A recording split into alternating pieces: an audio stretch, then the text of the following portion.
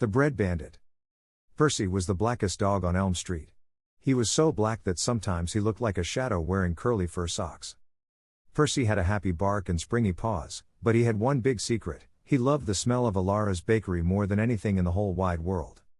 Every morning, the scent of fresh, warm yeast and crusty edges drifted out the open window, making Percy's tail give a little thump-thump against the sidewalk.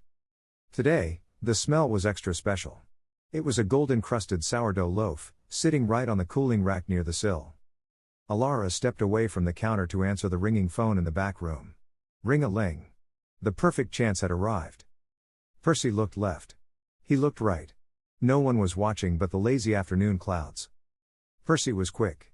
He reached up, gave a gentle tug, and the wonderful, warm loaf tumbled right into his mouth. He didn't chew. He didn't taste.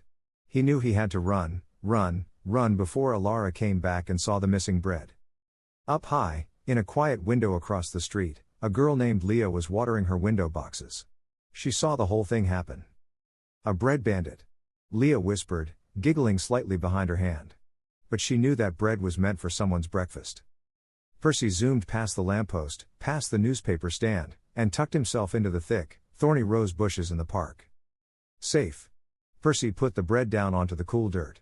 It still smelled glorious, even with a few rose petals stuck to the crust. His stomach rumbled a big, hungry rumble. He opened his mouth just a little to take a bite. But something felt strange. It wasn't the wonderful warmth of the bread. It was the icy chill of feeling naughty. Meanwhile, Leah had followed Percy's trail. She spotted his black, fluffy tail poking out from under the heavy green leaves of the bush. "Hello, Percy," Leah said softly, recognizing the unusual dog. "That looks like Alara's best sourdough." Percy let out a small whine, a sound like a sorry sigh. He nudged the heavy loaf with his nose, pushing it towards Leah's hand. Leah smiled. "Oh, Percy. You know it's wrong to steal, even when it smells this good." She carefully picked up the slightly squashed loaf. "Come on, Bandit," Leah whispered. "Let's take this back before Alara worries too much about her missing dough." Percy stood up, shaking off the stray leaves. He trotted right beside Leah as they walked back toward the bakery, his head hanging low.